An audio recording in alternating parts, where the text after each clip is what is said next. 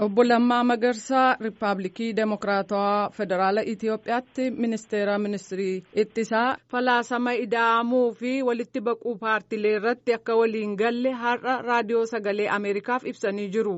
Qabxii irratti mormii dhiyeessan ennaa ibsan. Walumaa gala jalqabarraa kaasee waanan ittiin amanne ta'uu koommoo koree hojii raawwachiistuudhaafis hundaafuu bal'inaan ibseen jira. Walitti baquun paartii kanaa sirrii miti.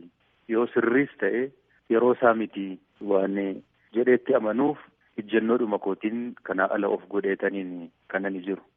Maaliif hin ta'u kanani jedhee tokkoffaa nuti hooggantoonni Oromoo sabni Oromoo nu amanee gaaffii gurguddaa Oromoon nu amanee nutti kenneerutu jira. Isinii deebisna jenneenus waadaa gallee fi gaaffii kana uummanni keenya paartii akka biyyaatti amma hundaa'e kanaan itoo hin ta'in ODP'dhaani. Kanaaf gaaffii saba kanaa itoo nu hin deebisiin kana godhuun sirrii miti.